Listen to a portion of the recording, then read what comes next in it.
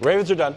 Wow. Steelers are just getting started. Lamar threw 3 touchdowns, but Tyler Loop misses his first kick inside 50 yards all year, and the Ravens are headed home. Danny, what was the number one reason in your mind that the Ravens lost? John Harbaugh. Wow. Yeah. Out there kicking. So that's the thing. He can't make the kick, but he can do everything to make the kick easier. And if Lamar Jackson is cooking in the fourth quarter, maybe put the ball in your MVP's hands and let him have a zone read or a one-read pass. Hey, complete this pass. If it's not there, throw it away. Give the ball to Derrick Henry. Do something to make the kick closer. And if you don't like that, I know he can't be the guy who falls down in coverage and all of it, but I'm surprised it's 5:02. I'm surprised he's still employed right now.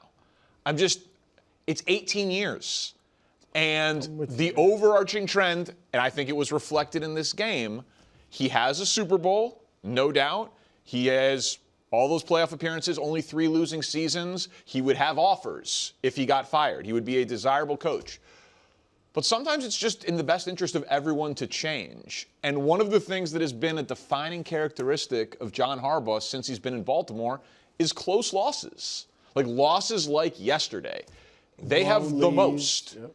They have the most. In the last 18 years, no organization has more losses by 5 points or less than the Baltimore Ravens. And this year they were 0-4. And I think like 1 year or 2 years of that, it can be like random small sample. But if you keep losing the close games, that's that stuff in the margins that I do think is a reflection on coaching. They're not going to move on from Lamar Jackson. Something needs to be different. So, yeah, I think it was Harbaugh in the game, and I think it's Harbaugh for the season. I agree with a lot of that on Harbaugh. That's not my answer as to why they lost the game. But all these losses, including yesterday, like when you have a team that consistently finds a way to lose, whatever, it's going to be something. Yesterday, the offense played well in the second half. The defense didn't. The defense played well in the first half. The offense really didn't. I mean, Henry was huge. But they always find a way to lose, whether it's a lot of penalties, whether it's unsportsmanlike conduct penalties, whatever it might be. And that a lot of times does you reflect coaching. My answer to they lost because the dude missed the kick. And I'm not going to sit here. They didn't push Pittsburgh all over the field. In fact, second half, Pittsburgh bullied them. Mm-hmm. So I'm not going to sit here and say, if Lamar did this or, it was a close, hard-fought game. Both teams had a right to feel like they should have won the game. If this guy, and I hear what you're saying, I agree with Harbaugh and what he said, though, Danny. The risk of I get how great Derrick Henry is. But, and I don't think, Nick, it's based on him fumbling 4 times this year. I just think there's a risk. Pittsburgh is great at punching out the ball. And if Derrick Henry had fumbled, you gave him the ball, he ran for 3 yards and fumbled, all Harbaugh would hear about is why you didn't kick the ball. It's a 44-yarder. He's not fumbling. He might have. You would have thought he wouldn't have fumbled. No, but he had a great game against Buffalo in week 1 and fumbled. But if your number one objective is don't fumble versus your number one objective getting yards and also don't fumble. I think there's a 99.999% chance he doesn't. But if he did, and it was 44 yards. I get it if it was 52 or something like that. Go ahead. It was 44 yards. He has to make that kick, Danny. Sure, I'm sorry. He has got to make that kick. You also could throw it. You don't have to hand it off. You could throw it. I mean, it's allowed. Make the kick. So you have a lot of options. You have 14 seconds, 1 timeout. Yeah. I would not have thrown it because, in all honesty, I don't, and this is not an indictment singularly on Lamar. I'd feel the same way, oddly, about Josh Allen, who's what I was going to say is I don't trust him not take a sack. It's not that he might throw an interception. Could be a tip ball. Right. It could be anything. So I wouldn't have thrown it. I would have run the ball. And what I certainly wouldn't have done is call a play to make the field goal longer, which is what they did. It's 2 yards. But I also think that, Brew, I feel a little differently than you about how easy a 44-yarder with the season on the line for a rookie kicker in the hardest stadium in the NFL to kick in, right after he just watched a great kicker miss an extra point. In a very That's the strange job. way. I know it's a That's job. the job. I know, Brew, I know For it's a job, kickers, that's- but it's a tough job that life. he's never been tested in. This is like, it's not, this wasn't. And he had the kickoff out of bounds Right, earlier. that's the other thing I was going to say. He's already having a shaky game that also we didn't know, and I don't know if John Harbaugh knew, I don't know if the coaching staff knew, but evidently Lamar yelled at him about the kickoff out of bounds. I only know that because Lamar said it. Lamar told us, because Lamar was asked, did you talk to the kicker after the game? He's like, no. That's probably a no-go. We got to ask Coach about that. It was weird to me, but Don't do it. Like, yeah, I know, man. So I don't New think he kickoff said rules. that to Lamar. So, but Lamar did say, he was like, yeah, I was livid, but then I told him I know he's going to get it back, like something. But it was, yeah. But Just Nick, tap me on the helmet. I hear what you're saying. It is a tough situation. Yeah. The kicker, that's a tough job. Most times you step out there, it's life or death. No, I mean, you know what I mean. In a football sense, 29 for 30 I get it, but that's what you do. That, but my point is, if you're saying it's 99% Derrick Henry doesn't fumble, because I do think, and the reason I think it was it was cruel to the players, and it feels awful, but someone's going to leave this game feeling sick, because if he makes that kick, Chris Boswell, who is a legitimately great player, feels terrible. is, I cost it. Somebody's going to leave this game feeling terrible. This is how this Ravens season was supposed to end.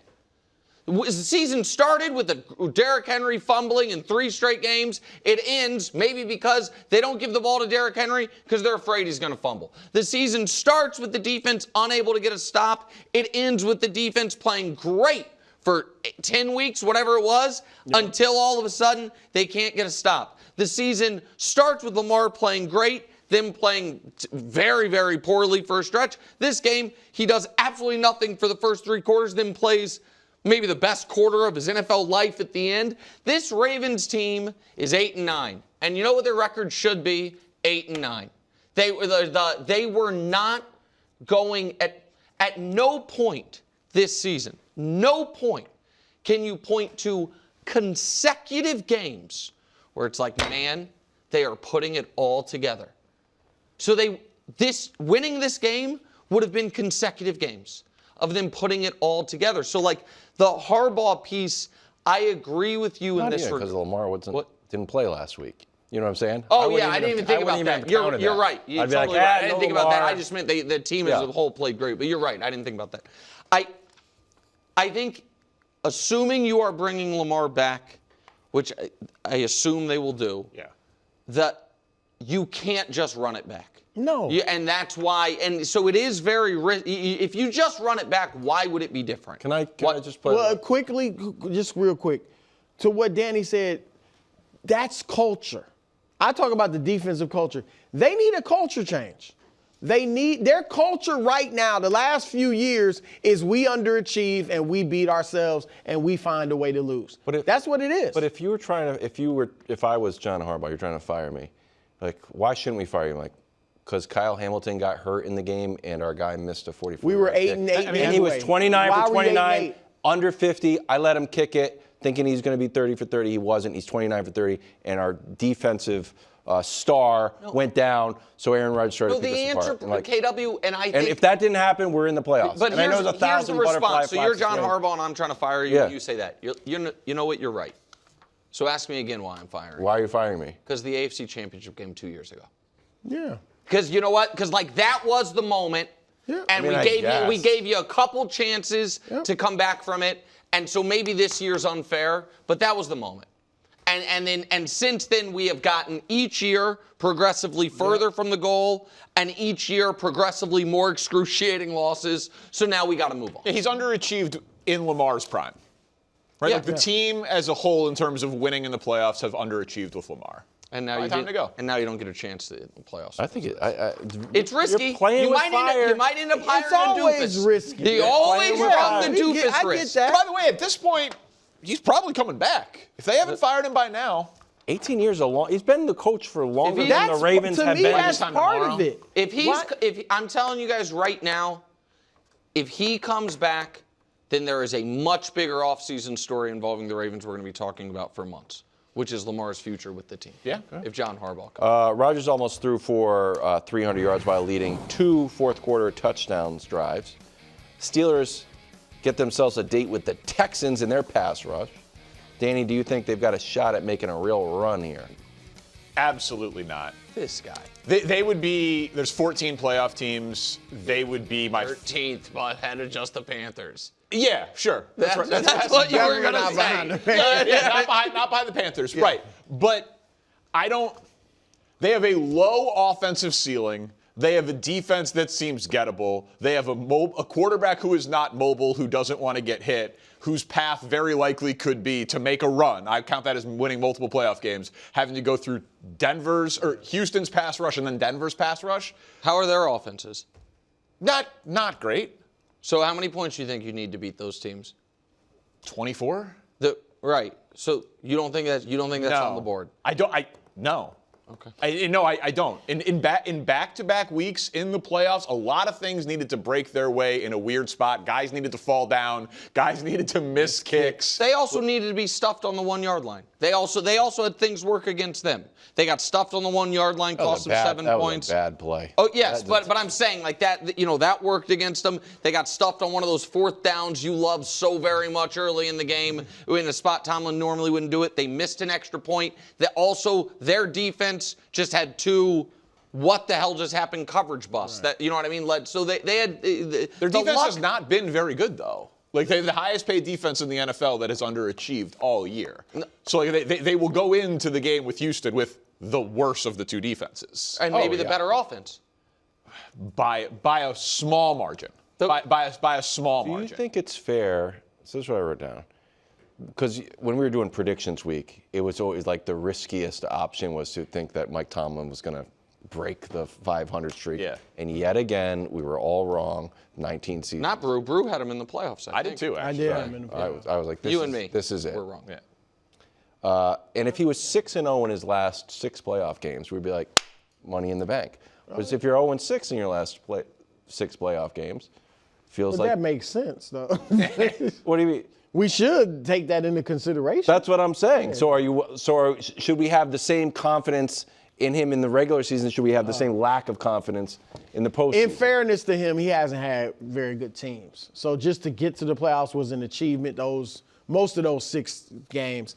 And whatever we think of Rodgers, you would agree, Brew. Rodgers is the best quarterback he's had in the last 5 since Ben was still good. Since Ben's sure. Yeah, I give you that. Look, I think they'll lose. Right now, I'm looking at Houston beating them. We'll see when we make our picks later in the week. But right now, I think Houston beats them because of that pass rush. They got 2 stone-cold great rushers in Danielle Hunter and Will Anderson Jr. And one reason I thought Rodgers was so great, particularly without DK Metcalf, was he was comfortable yesterday. The Ravens have no pass rush. They couldn't make him uncomfortable, and so he could just dissect them the way he did. He's not going to be able to do that. Even if they don't sack him a lot, he is going to be pressured and getting rid of the ball quickly. We saw against Cleveland, when he was under some pressure as far as the rush, he got rid of the ball too quickly. They only scored 6 points. So I do expect Houston right now, the way I'm feeling, to beat them.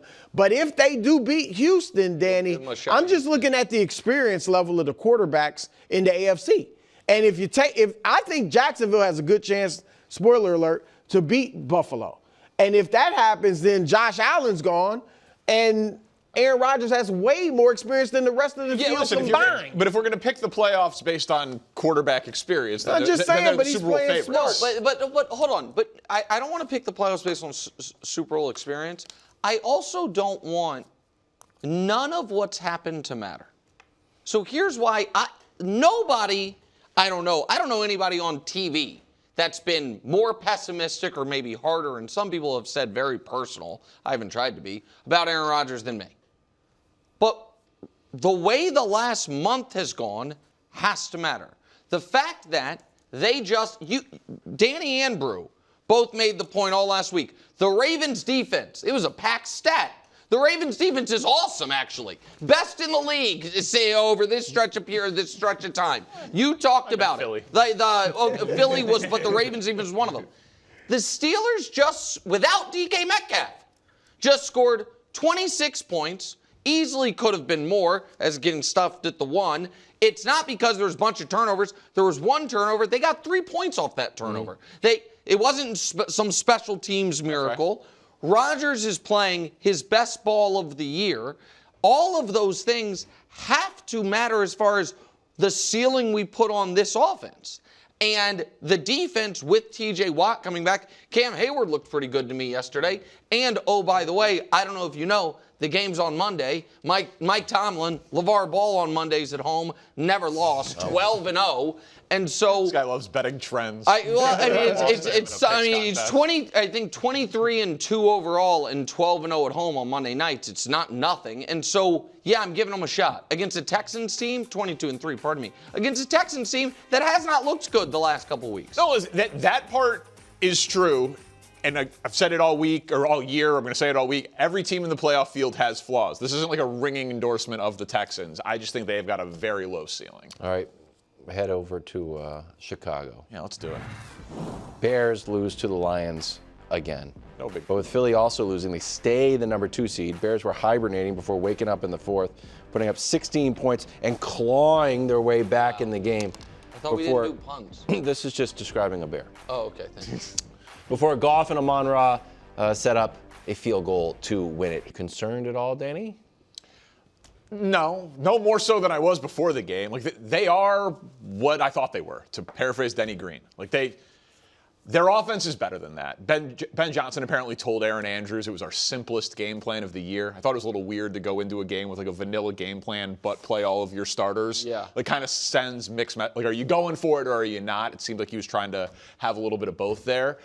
So I know that will not be the game plan for them against Green Bay. I think their offense will move the ball on Saturday night against They were the Packers. trying not to score points? It's not that they were trying not to score. He just said it was he said it was a simple game plan that they did not execute well. But you know what? But the defense is bad. The defense is bad. And the offense is bad for 3 quarters. The offense is hot and cold. Caleb has improved greatly and shown superstar potential, no question about it. But right now, I mean, the field is littered with young quarterbacks who haven't proven much. But he doesn't look good enough to lead them to the Super Bowl. Like, he's great in the 4th quarters. And they have to find a way to channel his 4th quarter play in the first 3 quarters if they want a legitimate chance of getting out of the NFC. Do you agree with this statement? The only reason this loss was not horrible is because Philly lost.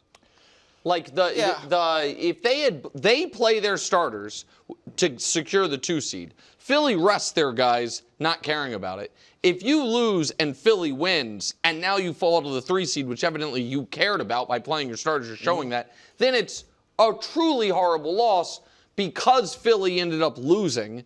Then it takes a lot of the sting out of it. But this was, I mean, down 16-0 and tried. The only silver lining I would say is it was a reminder you're not always going to be able to pull it out of the fire. You know what I mean? That you're not going to be able to do. They came back, tied it, then lost. Yes. Ben Johnson clearly was caught on the sideline saying that he should have gone for it on the 4th and 5 instead of punting it away. I thought that was un-Ben Johnson-like. It was shocking. It was almost blowing a 16-point lead in the final minutes. You know what's worse than that, Parco? What's that, Nick? I don't know. I mean, having a picks championship in your pocket, and then in week 17, doing that. Let me move out of the way. Let me just move out of the way. Man. That's 0-3, but you still had a lead going into week 18. Let's see how that one went. Oh, that's 0-6 down the stretch. Which then, of course, means with my 3-0 week 18 that we're back. So I have an announcement, KW. You're going to like this, that KW. Is gross. Because all year long, Danny has worn this stupid crown when he's done the picks. I earned that crown. And you might say, Nick, are you now going to wear this crown? No, I'm not a child. However, and I have been waiting for 2 years for a reason that I keep this in my drawer. Oh, man. Because we now, for the playoffs, have a hat more befitting you. Gosh. KW. For the It's playoffs? been waiting. You don't want It's been waiting.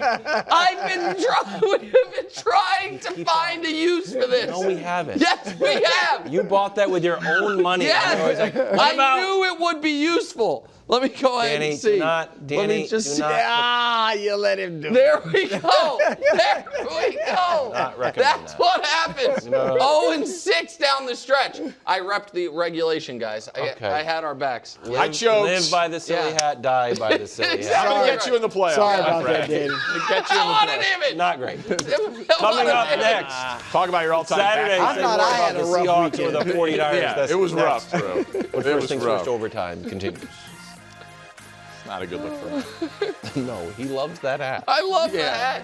that.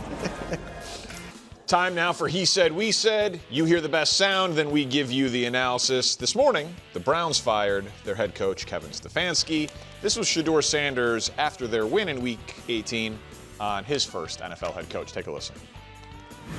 He's been real tough. He's been tough, you know, and it's good. I think I grew and I learned a lot from him. I think this week we had a conversation just about things, you know what I'm saying, just about things in general.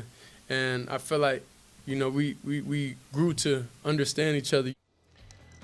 I think this is a massive mistake by the Browns. What? Who do you think you are?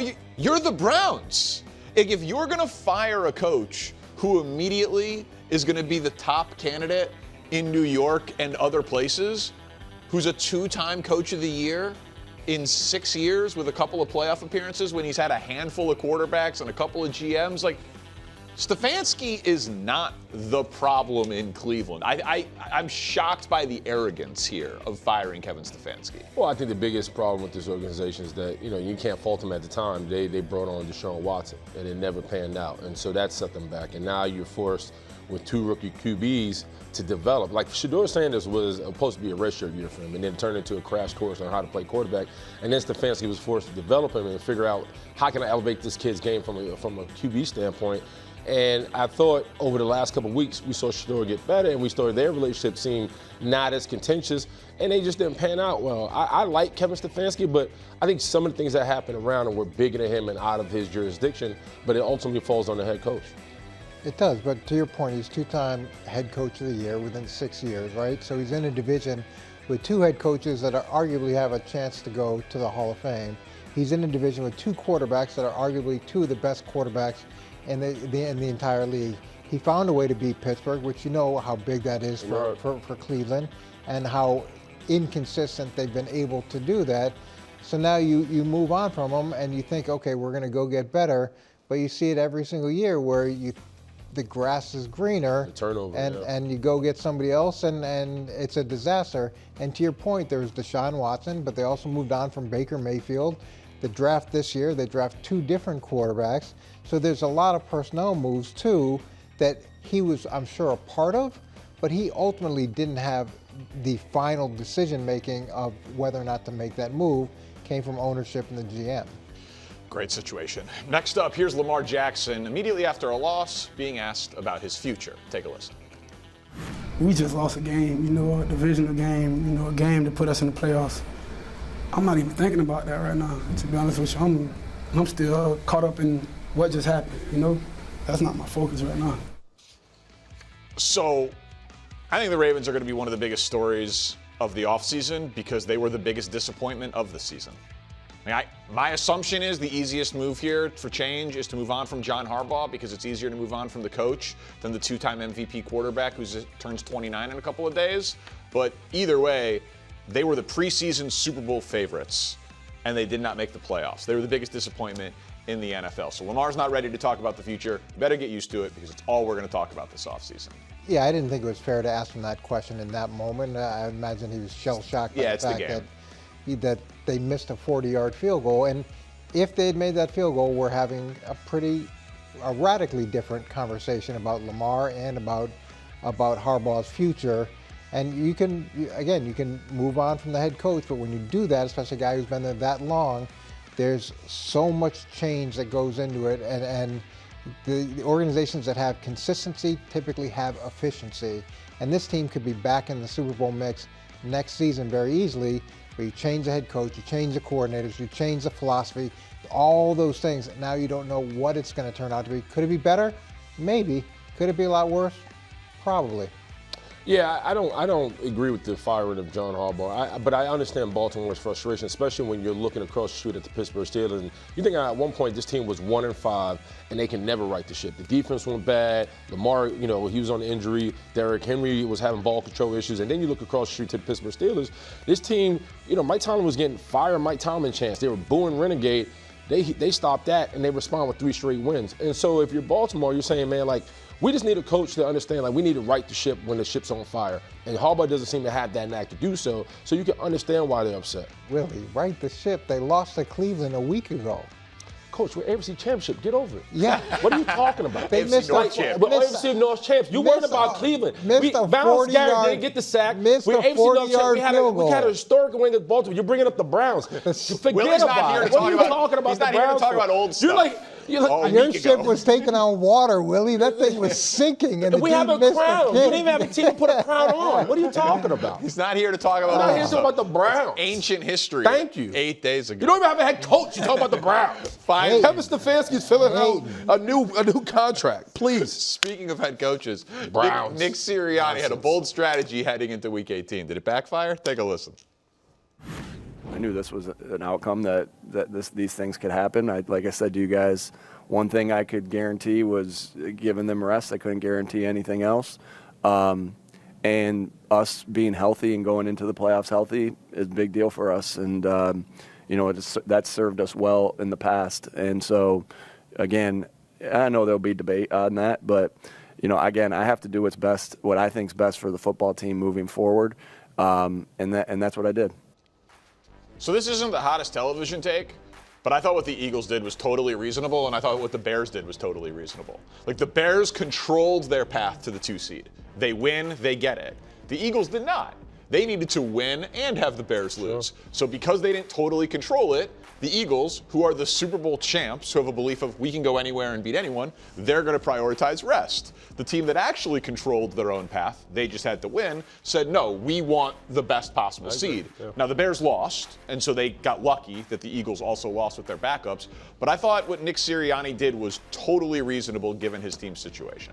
Yeah, I thought it was totally reasonable, too. And since losing the number 2 seed, getting a bye as well, and that number 1 seed is so valuable. So to be able to give the guys a week off, and how sick would you be if you lost Saquon or you lost, take your pick, AJ, any of those key guys in a game that, could have affected your seeding, but now you go into the playoffs without one of your best players. To me, it made a lot of sense to give the guys a week off. Yeah, I think it's a bunch of noise. Listen, they dropped to the 3 seed. They got the Niners coming, and next week when they turn rest into rhythm, and they look efficient coming out early and hot, all of it becomes falls into fruition. So I'm not worried about it. It was a smart move. Well, in 2 weeks, if the bracket holds and the divisional round is in Chicago, Philly will. Should we have done it? Should we that? Well, that's the scenario, because then the game would have been in Philly instead of Chicago in the divisional round. That's what they cost themselves a chance at. Yeah, but I think it goes to Coach's point. The Niners playing the Seahawks. The Niners are playing playoff-style football, so they'll be ready for the fight. The Eagles have to prove that the rest was worth it, and they'll be ready for the fight coming out the gate. So that's my only. If they come out hot, I think it is what it is. And maybe Green Bay and Chicago. Maybe Chicago is going to regret having Green Bay as their first. I certainly regret bringing up that hypothetical. I'm not ready to talk about that hypothetically yet, Coach. Philly still gets the game. Sure. It doesn't always go according to the bracket, but it's going to with the 2 seed. Thanks for watching. Subscribe here to get more from the show and to check out clips from other shows on FS1.